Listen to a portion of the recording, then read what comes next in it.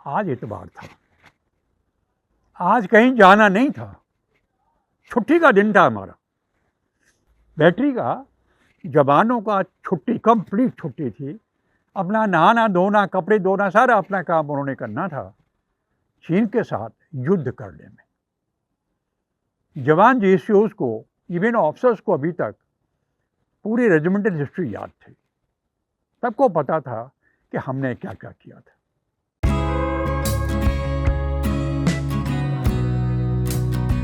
सुबह जब मेरी आंख खुली थी तो मैंने एक नए सवेरे के दर्शन किए थे। ब्रांड न्यू सूरज निकला था मेरे बंकर के बिल्कुल पीछे, और उसकी गुलाबी गुलाबी रश्मियां मेरे बंकर तक साफ पहुंच रही थी। और आश्चर्य यह था कि मेरे सेवादान ने, परमवीर ने, मेरी आराम कुर्सी बिल्कुल बंकर के पीछे सटा के रख दी थी। मैं जाके बैठा था। उसके बाद उसने पूरा मग गरम चाय का भर के 2 मछलियों के साथ साइड टेबल पर जाके रख दिया था। मैंने अनायास ही, पता नहीं क्यों, सूर्य भगवान को देखा था और हाथ जोड़ दिए थे। चमत्कार तो नहीं था साहब। यहाँ आना, मेरे संस्कार होंगे शिष्टना में आने के, तभी मैं यहाँ पहुँचा था।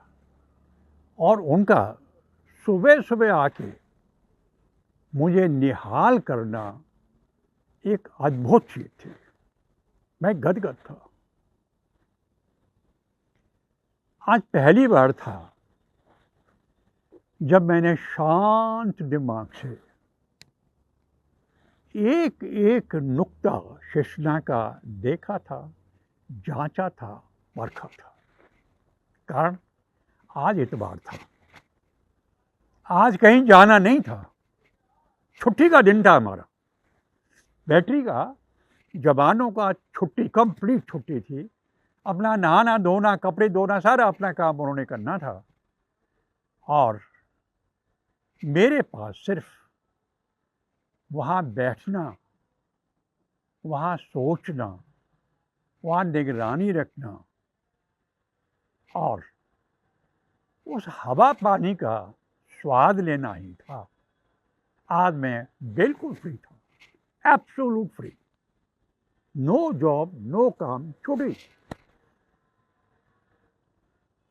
अब तक का पूरा लॉन्ग कैरियर जो ट्रेनिंग का निकला था, मैंने मुड़ के देखा था। एक एक बात मेरी समझ में आई थी कि हमें इतना क्यों रगड़ा जाता था, क्यों इतना सब कुछ घुटा के, गुट्टी बना के पलाया जाता था। नाउ आई रियलाइज्ड कि जो जिम्मेदारी मुझे as a GPO gun position officer मिली थी, उसको पूरा करने के लिए वो जो ट्रेनिंग हमें दी गई थी, निहायत जरूरी थी। इतना बड़ा काम आप स्टैब्लिश नहीं कर सकते if you are not fully trained. So, now I was ready to step into my career as a soldier. अब तक जो हुआ था सब ट्रेनिंग थी, सिखलाई थी, अब जिम्मेदारी थी। अब कोई सिखाने नहीं आएगा, पढ़ाने नहीं आएगा, हुक्म आएगा और मैंने उस हुक्म को एग्जीक्यूट करना था। अकेला था मैं। गन पोजीशन में एक ही ऑफिसर होता है, जीपीओ। मैं बड़े सुकून के साथ चाय पी रहा था, मठरी खा रहा था। अचानक चुपचाप कहीं से मेरे दिमाग में आके मेरा एक पुराना मित्र बचाने लगा था। मैं भी हैरान था। कॉलेज के दिनों का मेरा दोस्त लेखक था जिसके पीछे मैं कभी दीवाना था। लेखक बनना चाहता था, कहानी लिखना भी शुरू किया था, लेकिन कहानी नहीं छपी थी, पैसे पे झगड़ा हुआ था, इसलिए मैंने वो चैप्टर क्लोज कर दिया था। वायदा किया था अपने आप से कि अब मैं ये इस जमात में शामिल नहीं होऊंगा, मैं नहीं लिखूंगा अभी। लेखक क्या, जो छोटी छोटी चीज पे ये लोग इतना तमाशा करते थे, मैं क्या लेखक क्या हूँ। और उसके बाद आर्मी कैरियर शुरू किया था। 5 साल के बाद आके कि जब होश आया था और ये महाशय चुपचाप मेरे पास पहुंच गए थे, कहते कृपाल, हाउ अबाउट राइटिंग नाउ? अब तो तुम अफसर हो, जेब में पैसे आ रहे हैं बैंक में खूब अच्छे खासे, अब तो तुम्हें सारी सुविधाएं हैं, यहाँ एकांत भी है, दृश्य है, प्रकृति है तुम्हारे साथ में, सब कुछ है, तुम्हारा हुक्म चलता है। अरे भाई कलम उठाओ ना, इससे सुनहरा मौका और कब मिलेगा तुम्हें। मैं उसकी राय पे हंस पड़ा था और मैंने एक बार फिर से मुड़ के देखा था अपने उसी दृश्य को, जब मैं नाराज होके भागा था, और मैंने कहा था नहीं लिखूंगा, अब मैं लिखूंगा ही नहीं। तो वही बातें मेरे दिमाग में फिर लौटी थी कि इस माहौल में जहाँ इतनी जिम्मेदारियाँ मेरे ऊपर आने वाली थी, मैंने कैरियर बनाना था as a soldier, as an officer, लिखने बिखने का कहाँ खतरा चल सकता था। फिर मैंने मुड़ के देखा था कि वो जो तरंग थी लिखने की, जो उमंग थी, कभी कॉलेज में थी, वो तो कभी के पता नहीं कहाँ खो गई थी। अब मैं सोचता भी था थोड़ा बहुत, तो अंग्रेजी में सब कुछ दिमाग में आता था, क्योंकि हमारी ट्रेनिंग चली अंग्रेजी में, काम भी सारा अंग्रेजी में हुआ और यहाँ भी सब अंग्रेजी में ही था। हिंदी तकरीबन मेरे दिमाग के जो लेखक वाली हिंदी थी, जब मैं लिखता था कविताएं, वाकई बहुत अच्छा लिखता था। तो वाकई तरंग थी, उमंग थी, भाव थे, भावनाएं थी। अब तो सब कुछ बदल गया था। मैंने भाई को कहा रहने देते हैं, तुम आराम करो, अब भाई बनेगा नहीं काम। अब वो कहाँ एक सैनिक और कहाँ एक लेखक, दोनों जब पार्ट अपार्ट, बहुत दूर, बहुत फासला है, दोनों साथ साथ कैसे बैठेंगे एक साथ, नहीं हो पाएगा भाई। और मैं उठा था, अपनी वॉकिंग स्टिक पकड़ी थी और बैटरी में घूमने निकल गया था। सोचा था कि जो मेरा साम्राज्य है उसके एक बार लौट के देख तो लूं कि मेरे पास क्या क्या सेट्स हैं। और सबसे बड़ी सेट थी हमारे पास 3.7 हाउइजर गन, माउंटेन गन थी, छोटी माउंटेन गन थी, लेकिन साहब इतनी एक्यूरेट गन मैंने पूरे करियर में नहीं देखी। सेकंड वर्ल्ड वॉर का इक्विपमेंट था ये, ब्रिटिश का, लेकिन गोला आप होल में डाल दो वहीं पहुंचेगा, इतनी एक्यूरेट गन थी। और करिश्मा ये, मिनटों में लोग उसे खोल देते थे, पार्ट्स में हो जाती, खच्चरों पे लोड कर देते, जाके उस पैंट पे फटाफट अनलोड करके जोड़ देते, फायर, और गन फायर करती थी। कमाल।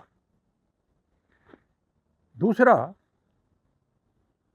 हमारा जो डिफेंस था यहाँ आमतौर पे चाइनीज के खिलाफ था। हमारा दुश्मन यहाँ चीन ही था। पलटन चीन के साथ पहले लड़ी भी थी। मैंने जैसे पहले बताया था कि हमने बहुत सक्रिय भाग लिया था पलटन ने चीन के साथ युद्ध करने में। जवान जेसीओस को, इवन ऑफिसर्स को अभी तक पूरी रेजिमेंटल हिस्ट्री याद थी, सबको पता था कि हमने क्या क्या किया था। और अभी जो हमारा 6 माउंटेन डिवीज़न था जिसका हेडक्वार्टर बरेली में था, ब्रिगेड का हेडक्वार्टर हमारे पास हल्द्वानी में था, और हम धारचूर में हमारी एक पलटन थी, बाकी और जगह सब पलटन लगा रखी थी। वो सब चीन के खिलाफ था, पूरा 6 माउंटेन डिवीज़न। एंड जो तैयारियां थी डिफेंस की हमारी, दे वर एट द पीक। सारी असुविधाएं होने के बाद भी, आप मानेंगे, रेला घाट में हमारा सामान आता, डिफेंस का आता था, या तो खच्चर लाते थे, खच्चर आमतौर पर नहीं होते थे तो जवान उठा के लाते थे, मैं उनके साथ होता था। शाम को फिर बंकर बनाते थे, और इस तरह के डिफेंस हमने तैयार किए थे कि अगर सदियों में लड़ाई चले तो हमें कोई चिंता नहीं थी। बंकर थे, अम्यूनिशन बंकर थे, गन पिट थे, कम्युनिकेशन ट्रेंचेस बनाई थी हमने कनेक्ट करने के लिए।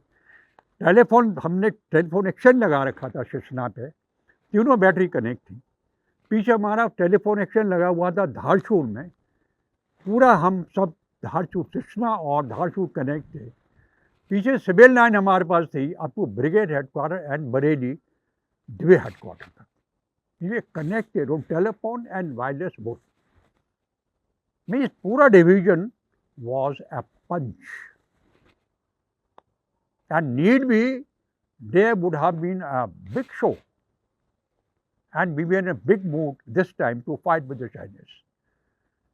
लोग, हमारे लोग उस बेइज्जती को भूले नहीं थे। और जो हमारे उनकी कहानी है सूबेदार उमराव सिंह की, जिन्होंने रामेर से 6-7 जब चाइनीज को मारा था, अम्यूनिशन खत्म हो गया था। अब एक गनर का अम्यूनिशन खत्म हो जाए तो क्या करेंगे? It was a precarious condition in 62। धोखा था, हिंदुस्तान ने कभी सोचा ही नहीं था कि चीन हमला करेगा। और अचानक ही मेरा टेलीफोन बज उठा था।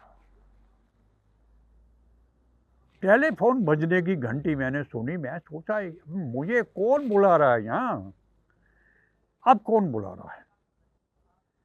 मैं लयन पयन चढ़ के बंकर तक आया था, टेलीफोन उठाया था, मेरा फ्रेंड बासु था।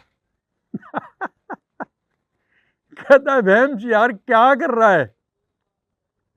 मैं कुछ नहीं। कहता मैं अकेला बोर हो रहा हूं, मैं तेरे पास आ रहा हूं। मैंने कहा आ जा। फिर अचानक मैंने पूछा, वो बलदेव सर भी तो है वहां। अरे कहते छोड़ यार, वो तो सीनियर ऑफिसर है भाई, उससे बात नहीं बनेगी, मैं आ रहा हूं तेरे पास। मैं ऑलराइट, कम ऑन। बासु आया था, हम दोनों फिर दोबारा कुर्सियां ले लेके सूरज की तरफ मुंह करके बैठे थे। बड़ा रोचक प्रसंग, बहुत गपशप चली थी। And Basu wanted to know, तैने मुझे उस बारे में नहीं बताया। कुसुम के बारे में मैंने उसे कुछ नहीं बताया था। कह रहा तैने मुझे नहीं बताया यार, क्या दोस्ती है हमारी। मैं सॉरी यार, अब शादी होगी तो मिल लेना। क्या शादी करेगा? मैंने अभी तो कोई इरादा नहीं है, लेकिन हो सकता है। और जब बासु चला गया था तो पता नहीं कैसे कुसुम की परछाई आकर मेरे साथ उसी कुर्सी पे बैठ गई। ये करिश्मा था, ये जिंदगी का सबसे पहला करिश्मा था कि अब तक जहाँ मैं शर्माता था, महिलाओं से ज़्यादा बातचीत करता ही नहीं था, दूर भागता था, अब एक परछाई थी जो मेरे बिल्कुल निकट समीप आके बैठ गई थी। And she wanted to talk to me. अगले बार क्या बातें हुई बताएं। प्रणाम।